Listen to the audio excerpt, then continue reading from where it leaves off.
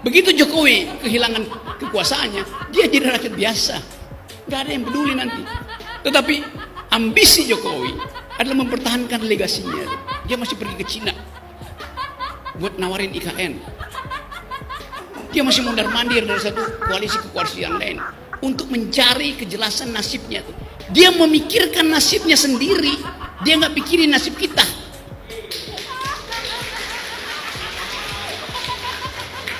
Itu bajingan yang tolol. Oh. Kalau dia bajingan pinter, dia mau terima berdebat dengan Jumhur Hidayat. Tapi bajingan tolol itu sekaligus bajingan yang pengecut. Ajaib, bajingan tapi pengecut gitu. Wow. Sebelumnya Om Rocky ini sering mengeluarkan kata-kata dungu ya. Sering mendungu-dungukan orang lain. Tetapi kali ini menurut saya bahasa atau julukan yang dikeluarkan Om Rocky untuk Presiden Republik Indonesia Pak Jokowi itu sudah sangat kelewat batas guys ya. Dia mengatakan Pak Jokowi dengan sebutan bajingan, tolol, pengecut dan sebagainya ya. Ya, saya sangat kecewa ya dengan kata-kata seperti ini justru keluar dari orang-orang yang kita anggap memiliki intelektualitas yang bagus. Kalau orang yang tidak bersekolah, ya wajar dia bisa mengeluarkan statement seperti ini. Akan tetapi Rocky Gerung ini kan seorang yang berpendidikan, seorang yang memiliki intelektualitas yang bagus ya. Dia selalu mengkritik pemerintah menggunakan bahasa-bahasa yang sangat tinggi ya. Tetapi kenapa bisa menjadi orang rendahan seperti ini mengeluarkan bahasa-bahasa yang tidak sepantasnya ya. Oke teman-teman, mari kita dengarkan. Ini uang rakyat, uang yang dikumpulkan. Izin numpang setik, Pak Jokowi ini kalau saya pikir seperti pohon durian. Besar, rimbun, tapi berbuah satu. Jatuh, wangi, luar biasa, tapi dicari tidak ketemu. Jadi kalau ngomong itu seperti durian. Wangi, manis, tapi tidak ada buktinya untuk rakyat, untuk bangsa negara ini. Seperti minyak angin, wanginya tercium kemana-mana tapi tidak sedikit pun menghilangkan angin, hanya menimbulkan angin yang lebih buruk lagi. Satu periode rakyat makin susah, dua periode rakyat makin parah. Apa mau dikata? Ini sudah bukti di lapangan. Tidak tahu orang ini dia punya prinsip seperti apa, tidak tahulah. Janji manis tapi omong kosong semua, terbukti. Gini loh abang ya, kalau abang mengatakan satu periode rakyat susah, dua periode rakyat makin parah ya. Pertanyaannya, satu periode rakyat susah, kenapa Pak Jokowi bisa terpilih lagi menjadi presiden? Itu artinya mayoritas masyarakat Indonesia tidak seperti abang yang merasa diri susah ya. Akhirnya Pak Jokowi bisa terpilih untuk menjadi presiden lagi. Itu karena tingkat kepercayaan masyarakat kepada Pak Jokowi semakin meningkat. Abang bilang tidak ada bukti, apa yang tidak ada bukti bang ya? Lihatlah pembangunan di mana-mana, jalan tol di mana-mana, infrastruktur di mana-mana. Dan coba abang perhatikan di kampung abang atau di daerah abang, adakah tempat yang tidak tersentuh pembangunan? Coba abang spill, biar nanti kita bicara berdasarkan data. Presiden Insinyur Haji Joko Widodo adalah Presiden Republik Indonesia terbaik sepanjang sejarah bangsa ini berdiri. Itu faktanya, dan hanya iblis yang tidak mengakui hal itu. Era Soeharto, kalau ada satu orang yang berani mencaci pemerintah seperti ini, konsekuensinya mati atau hilang gak pulang-pulang. Di era SBY, ada beberapa kali SBY turun tangan langsung melaporkan ke polisi orang yang dianggap telah menghinanya. Tapi apa yang terjadi di era Presiden Jokowi? Dibangsat-bangsatkan, dilaknat-laknatkan, dikurang ajarkan, bahkan diibliskan. Kita patut bersyukur, kita patut berbangga hati diberikan seorang pemimpin yang bermental malaikat seperti Insinyur Haji Joko Widodo. Dihina, dicaci maki, dia biasa saja. Baik lain, KKN ganas di era Jokowi 7 tahun Bapak Jokowi sudah berhasil menempatkan putra-putranya di setiap daerah. Bapak Soeharto saja butuh 31 tahun. Nah, Bapak Jokowi hanya 7 tahun menghabisi rakyatnya. Ada proyek ambisius dari pemerintah saat ini. Kereta cepat, Bandara Kertajati, apa semuanya punya faedah untuk rakyat? Tidak ada. Bahkan menyerap APBN. Ketika APBN itu dirugikan, membesar, maka menyerap subsidi untuk rakyat. Ketika subsidi untuk rakyat dihabisi, maka kami yang terdampak langsung di rumah. Betul atau tidak? Yang jelas itu adalah fakta. Subsidi untuk rakyat dihabisi untuk kepentingan pada serakah, untuk kepentingan pemerintah yang ignore terhadap penderitaan rakyat. Jadi kami sebagai emak-emak yang mempunyai terimbas langsung mengadakan aksi di sini. Ketika suara kami tidak didengar di DPR karena DPR sudah menjadi corong pemerintah, maka kami adakan di sini. Kami tidak punya cara lain. Suara kami dilindungi oleh undang-undang, tapi faktanya suara kami dihalangi oleh para aparat yang terhormat katanya.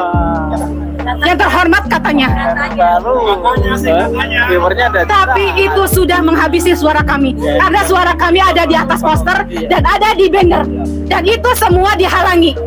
Anda menantang kami sebagai emak-emak. Anda menantang, kami beli. Anda jual, kami beli. Hari ini mungkin 50 emak-emak yang turun, tapi esok akan jutaan emak-emak yang turun. Allahu Akbar. Untuk semua media, untuk Bapak Arat, terima kasih.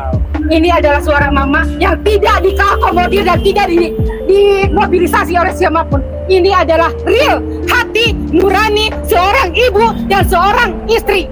That's point.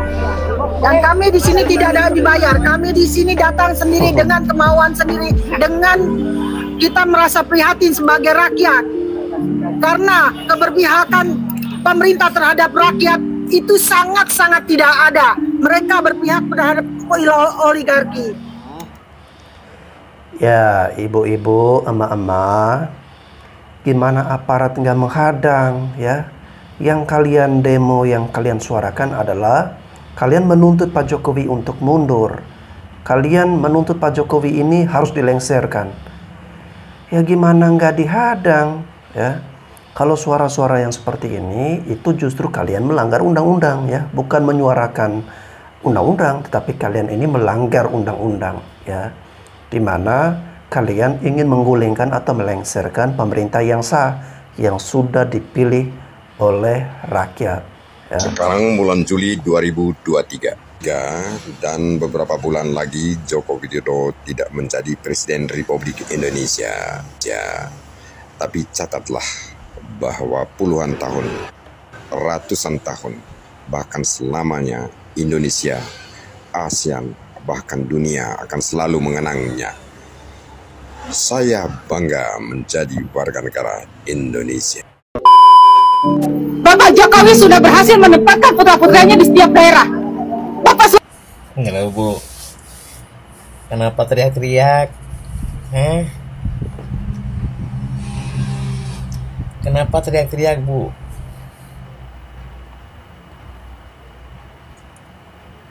Kok selalu Jokowi dicari kesalahannya? Ada apa? Teriak-teriak anaknya menduduki jabatan. Itu kan semua melalui proses, Bu. Gitu loh. Melalui proses pilkada yang diusung dengan partai. Lantas yang memilih itu warga, bukan Jokowi yang memilih. Gitu loh. Gibran wali kota Solo, Bobi Nasution wali kota Medan. Itu semuanya melalui proses pilkada yang dipilih langsung oleh rakyatnya, oleh warganya. Gitu loh. Kenapa kok teriak-teriak di jalan? Emang ibu dibayar berapa sih? Teriak-teriak panas-panas di jalan begitu?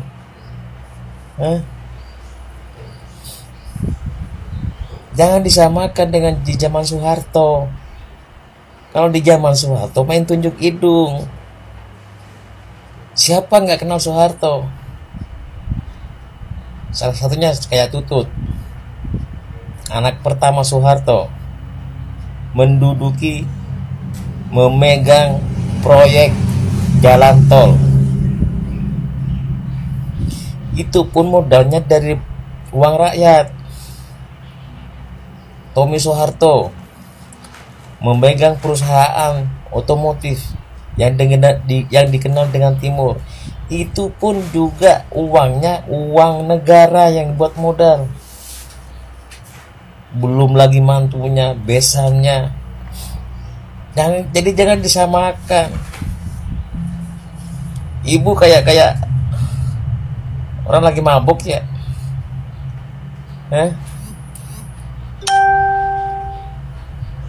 Saya heran. Jadi nggak ada gunanya ibu teriak-teriak di jalanan kalau memang nggak dibayar.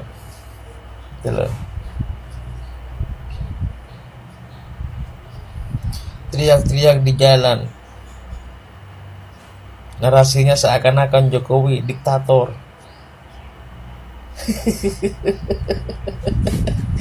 Ibu udah minum obat? Ya, kalau zaman Pak Harto, ibu-ibu atau emak-emak ini mohon maaf ya, hari ini mereka berdemo untuk menurunkan presiden ya.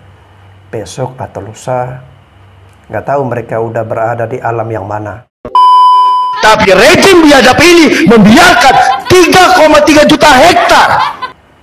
Ini adalah pernyataan dari orang-orang munafik yang ingin mengaburkan fakta. Selama hampir 10 tahun ini saya mengikuti perjalanan Pak Jokowi. Dan selama hampir 10 tahun masa jabatan beliau, saya mencatat beberapa prestasi yang sudah diraih pemerintah.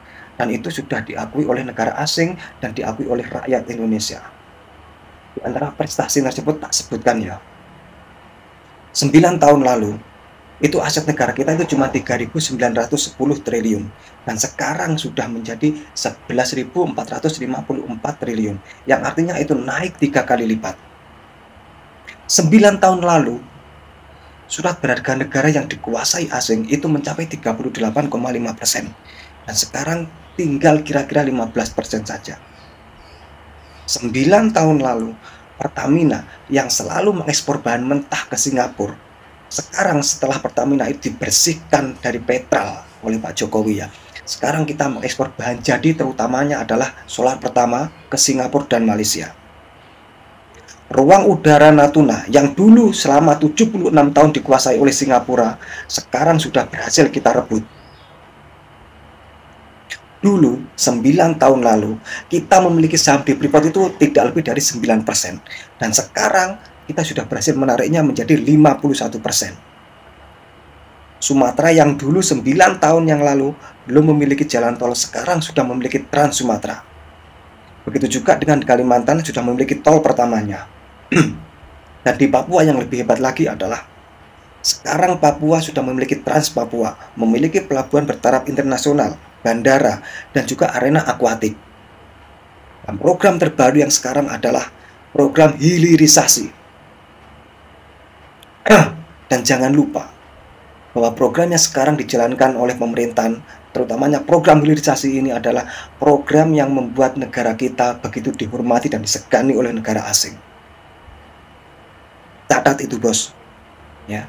Sekali lagi saya katakan, kata-kata Anda ini adalah kata-kata dari orang-orang munafik yang ingin mengaburkan fakta dan tidak berani mengakui prestasi yang sudah diraih oleh Pak Jokowi.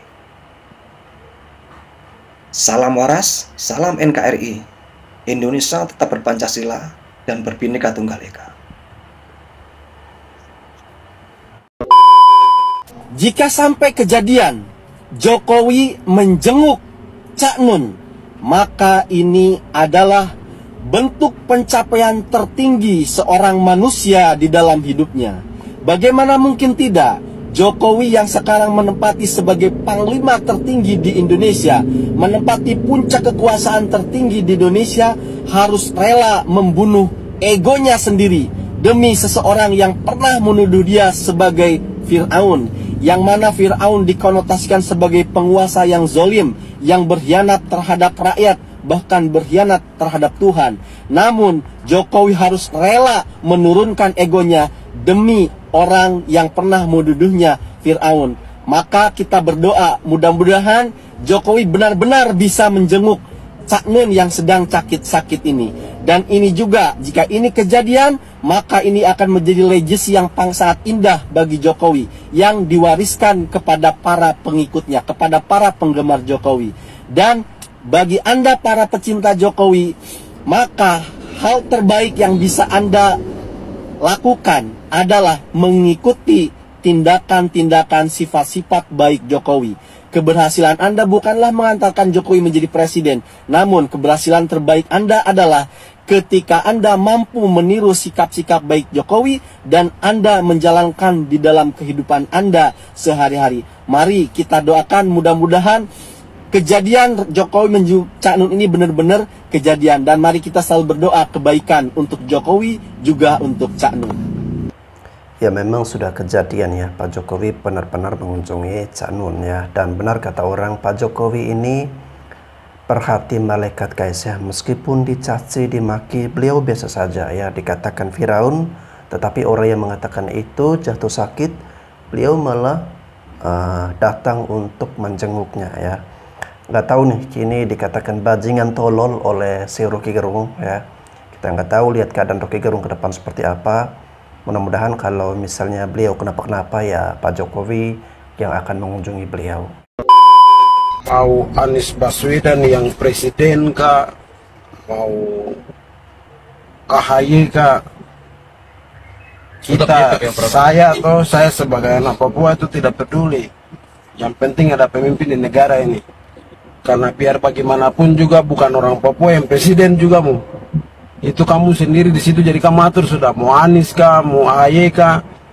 Tapi yang jelas anak Papua itu saya lihat presiden yang bisa bangun Papua. Yang bangun Papua cuma Jokowi. Jokowi sudah. Dan kalaupun Jokowi tidak calon, dia tidak maju lagi, paling tidak nanti satu suku itu berdasarkan dia petunjuk. Jokowi bilang tong pilih itu yang ada rambut putih-putih, terus yang ada kerut-kerut, ya sudah. Kamu bicara sampai bagaimanapun di media, tong lihat nanti tanggal main di lapangan. Kami ini pemain di lapangan, ya. Nanti lihat sudah. Berdoa banyak supaya suara bisa ada di TPS. Kami tetap dukung berdasarkan petunjuk dari Bapak Jokowi, Bapak bangsa Papua. Itu sudah. Bapak pembangunan tanah. Begitu. Kira-kira begitu. Pak Jokowi, Bapak bangsa Papua, Bapak pembangunan Papua. Turunkan Jokowi sekarang, atau jangan tantang kami untuk melakukan people power. Budat, kecil nggak mau mati kau, besar nyusahin kau, jadi sampah kau udah besar, udah tua pun kau kampret. Jadi sebenarnya nih ya, kalau kita men-challenge intelektualitasnya Anies Baswedan, saya tuh inginnya tuh dia agak berdiri tegak untuk mengatakan dia itu bukan alat dari satu kesementaraan ini. Adanya massa yang marah dan kecewa kepada pemerintah, dan ada elit oligarki baru yang nyari jago. Kan ini yang terjadi sekarang ini gitu loh.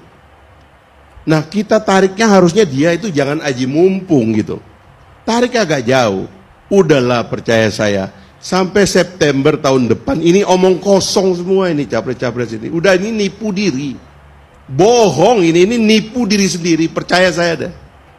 Nggak ada calon itu sampai September tahun depan, nggak ada. Kita kok mau menipu diri terus menerus gitu. Enggak lah, itu September COP KPU baru keluar kok. Jadi kebohongan ini kita hentikan. Kita main di perbaikan sistem. Makanya jangan tarung dulu soal nama orang. Karena nggak ada regulasi soal nama orang. Yang kita bisa bertarung sekarang ini, bagaimana kita memperbaiki sistem. Bagaimana kita memperbaiki agar platform bagi pertarungan ini lebih rasional. Karena kalau kita mengumpulkan masa kecewa dan masa marah di belakang kita, dan seolah-olah kita adalah hero baru, kita memberikan ruang bagi irasionalitas dalam pemilu. Dan itu selalu jelek hasilnya itu. kritik kita kepada semua demokrasi sekarang di Prancis, di Amerika, orang-orang kanan di Eropa Barat itu, semuanya adalah karena mereka hasil dari irasionalitas. Semakin tidak rasional pemimpinnya tambah jelek. Itu trennya begitu. Nah, intelektual besar ini, saya kenal Anies tahun 97. Saya jemput dia, bersama dia jemput Pak Amin Rais untuk suruh pidato tentang suksesi. 97 Pak Harto masih presiden. Kami nonton Pak Amin setelah kami jemput di PP Muhammadiyah. Tarik pertarungan ini. Jangan ini adalah sekedar soal dia. Zaman Pak SBY ikut konvensi, zaman Pak Jokowi ikut Pak Jokowi, zaman Pak Prabowo ikut Pak Prabowo, zaman Surya Paloh ikut Surya Paloh. Kan mesti ada sesuatu yang lebih besar dari sekedar saya harus jadi. Dari Gus Nur bebas, Jokowi masuk penjara. Jokowi masuk penjara. Halo, untuk Anda Egy Sujana, nggak kebalik tuh, ya? Jangan-jangan Gus Nur tetap ngeringkuk di penjara, Jokowi selesai menjalankan tugasnya dan beristirahat di Solo, sementara Anda dan teman-teman Anda menjadi gila massal, gitu ya. Salam NKRI, salam waras nih untuk kalian ya. Gunakan otak kalian, gunakan hati kalian ya. Jangan selalu pokoknya begitulah. Buat kalian itu saya doakan selamat ya. Selamat untuk menuju ke arah gila massal. Salam hormat. Selamat menuju ke arah gila massal. Setelah ditendang IMF dan WTO karena ulah barat, NKRI resmi naik. Wis ya. Masih cari presiden yang seperti apa lagi ya. Sekarang presiden kita itu sudah punya segala-galanya, keberanian, mental ya, meskipun tubuhnya kecil loh ya, menurut saya tubuhnya kecil, kurus ya, nggak gagah, tapi dia bisa memberi perubahan yang sangat luar biasa. Pak, saya nggak butuh, kami itu tidak butuh presiden yang lain, Pak. Kami tidak butuh presiden yang lain. Kami hanya mau Bapak Jokowi ya, tidak butuh presiden yang lain. Karena sudah terlihat kan gimana perbedaan sebelum dan sesudah, itu sangat terlihat pesat sekali. Jadi kami nggak butuh presiden-presiden yang lain. Mentok Pak Jokowi, mentok. Tuh paham gak sih seberapa powerfulnya Indonesia terhadap nikel?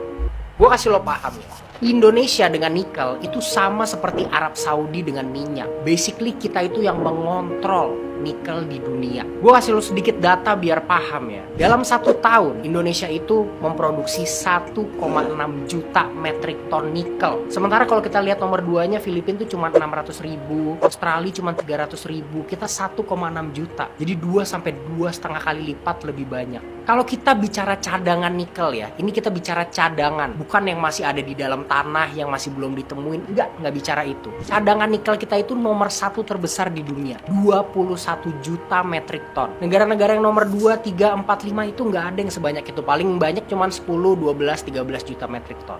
Jadi kalau tiba-tiba Indonesia melek, kita udah nggak mau lagi ekspor nikel secara mentah. Ya gimana IMF nggak teriak-teriak? Di dunia ini tuh nggak ada yang mau Indonesia itu kuat. Jadi yang harus mau Indonesia kuat itu adalah rakyatnya sendiri. Setuju nggak? Dicaplok Jokowi, Freeport bakal serahkan saham sepenuhnya ke Indonesia. Mau cari yang kayak apa lagi coba? Hai Indonesia, ini loh pemimpin yang top lah. Gimana nggak makin cinta sama Pak Jokowi? Aduh Tuhan, Indonesia jadi bangsa yang besar, Indonesia jadi sehebat ini karena di tangan orang yang benar, yang benar-benar mau membangun Indonesia. Ayo, mau cari yang kayak gimana lagi? Udah terbukti ini Presiden Jokowi. Dan surat terbuka untuk Pak Presiden Jokowi, kalau tidak mau selama-lamanya jadi presidennya minimal 2 periode lagi lah. Salam NKRI, jaya selalu.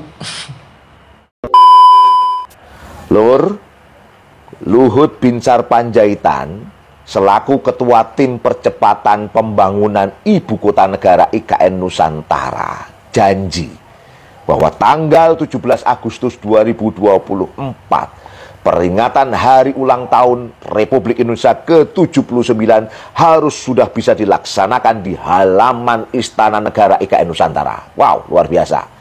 Untuk itulah Jokowi telah mengizinkan penggunaan bule-bule katanya, maknanya tenaga kerja asing, untuk mengawasi percepatan pembangunan IKN ini agar kualitasnya bagus, cepat dan bagus. Katanya agar pembangunannya tidak kayak SD Impres. Menurut saya Jokowi dan Luhut ini meremehkan kualitas SDM Indonesia. Harusnya nggak kayak gitulah. Dan yang paling penting lagi, mengapa sih terus kekeh untuk membangun IKN dengan cepat? Lawang kondisi negeri ini dalam kondisi ekonomi yang tidak baik-baik saja, belum kuat. Pindah IKN, ibu kota negara, sah-sah saja. Nah, tapi mbok yang mikir dilihat dulu kondisi perekonomian negeri. Kalau target pembiayaannya akan dibuka keran investor asing, baik secara langsung maupun melalui mekanisme public-private partnership, jelas ini akan membahayakan kedaulatan negeri. Kalau kedepannya fokus akan menggunakan APBN, maka jelas ini akan menjadi tambahan beban rakyat. Kita kan tahu, APBN kita itu pemasukannya dari pajak dan utang. Lawang utang negeri ini yang tertulis di APBN saja sudah akan tembus 8.000 triliun rupiah. Belum lagi ini dihitung utang B2B, bisnis to bisnis dan lainnya. Yang kata anggota DPR Misbahun, kalau ini semua dihitung total utang negara itu tembus lebih dari 20.000 triliun loh, ya kan? Kalau IKN dibangun dengan tambah utang lagi, siapa yang akan dibebani bayar utang? Balik-balik ya rakyat lagi. Pak Jokowi, Pak Luhut, mohon mikir lagi lah. Begini loh Bapak ya, saya lihat Bapak ini sepertinya tidak suka kalau Indonesia ini bertambah maju, bertambah hebat, dan terus berkembang ya. Lalu kalau Bapak takut untuk mengeluarkan uang untuk pembangunan, ya udah nggak usah ada pembangunan di negeri ini ya. Karena Bapak begitu takut negara ini mengeluarkan uang untuk sesuatu yang bermanfaat. Lalu pertanyaannya ya, Bapak ini ingin IKN ini dibangun lebih cepat atau dilambat-lambatin? Bahwa Jokowi itu penakut, Jokowi itu penipu rakyat. Siapa yang takut? Pak Jokowi takut. Pak Jokowi nggak pernah takut sedikit pun sama siapapun itu. Sekalipun itu sama koruptor-koruptor besar. Paham? Justru Pak Jokowi takut kalau kamu orang demo itu justru merusak fasilitas negara, fasilitas umum. Itu yang membuat Pak Jokowi takut. Kalau model-model kamu orang ini, alah, nggak ada apa-apanya di mata Pak Jokowi itu. Kamu orang itu sampah. Kamu orang itu demo apa? Tujuannya apa? Ujung-ujungnya Pak Jokowi suruh mundur. Kan aneh. Kami selaku masyarakat ataupun rakyat, saya terutama militan Pak Jokowi, nggak terima. Justru bila mana itu Pak Jokowi lanjut, jangan sampai kendor. Justru disinilah hukum ditegakkan di era Pak Jokowi. Aku ini bukan orangnya Projo loh, dan juga bukan orangnya Ganjar, bukan orangnya Prabowo, apalagi orangnya Anies Baswedan. Bukan. Aku ini pencinta berat dan pendukung Pak Jokowi. Karena Pak Jokowi lah presiden yang mendorong, meminta DPR untuk segera mengesahkan undang-undang perampasan harta koruptor. Tapi kalau presiden yang lainnya, yang dulu-dulu, itu nggak ada yang seperti Pak Jokowi, itu nggak ada. Kenapa? Pak Jokowi kurus karena mikirkan rakyatnya. Tapi kalau presiden yang dulu-dulu, kenapa badannya besar-besar? Karena kebanyakan makan uang rakyatnya. Maka itulah saya tetap mendukung Pak Jokowi. Tapi seumpama calon presiden di tahun 2024 itu ada yang mau mendorong, mendukung untuk RUU rencana undang-undang perampasan harta koruptor untuk disahkan, maka saya akan memilihnya. Apalagi hukuman mati para koruptor. Aku akan menyumbang peti matinya buat para koruptor. Pokoknya saya lihat dulu, saya simak dulu calon presiden yang mana yang mau mendukung rencana undang-undang perampasan harta koruptor. Saya lihat dulu, saya simak dulu. Oke, untuk kalian ya, Om Rocky Gerung, Ama-ama, dan siapapun kalian yang saat ini menginginkan Pak Jokowi ini harus segera dimaksulkan, harus segera dilengsarkan ya. Sorry ya, sabar-sabar. Karena sebentar lagi Pak Jokowi dengan sendirinya akan turun dengan cara-cara yang terhormat sesuai dengan undang-undang, konstitusi, atau sesuai dengan aturan yang berlaku ya. Lalu yang berikutnya guys, Pak Jokowi ini kalau saya lihat beliau ini meskipun beliau dicaci, dimaki, dihina, beliau biasa-biasa saja ya, tidak tumbang dan selalu rendah hati ya, berhati malaikat. Cak Nun yang mengatakan beliau Firaun ya, mengkritik beliau ini habis-habisan, tetapi saat Cak Nun sakit beliau datang mengunjungi ya. Dan ini kan memberikan teladan yang baik bagaimana kita memperlakukan orang-orang yang menyakiti kita. Terserahlah Rocky Gerung mau menjuluki Pak Jokowi dengan istilah bajingan tolol ya. Tetapi bagi kami masyarakat Indonesia, terutama di bagian timur, kita menghormati ya, mengagumi Pak Jokowi dengan prestasi beliau, dengan sikap beliau. Apalagi Pak Jokowi ini sering datang, sering mengunjungi daerah-daerah timur ya, terutama di Maluku, di NTT, di Papua. Itu sudah tidak terhitung lagi berapa banyak beliau ke sana, memang banyak sekali. Dan ini berbeda dengan pemimpin-pemimpin sebelumnya yang ogah untuk berlama-lama atau berkali-kali datang ke daerah timur. Tetapi ini tidak bagi Pak Jokowi. Itu membuat kita masyarakat daerah timur merasa kedekatan dengan pemimpin, dengan presiden, merasa bahwa kita semua ini sebagai satu bagian dari NKRI. Oke teman-teman, terima kasih sudah menyaksikan video ini. Tetap nantikan video-video selanjutnya.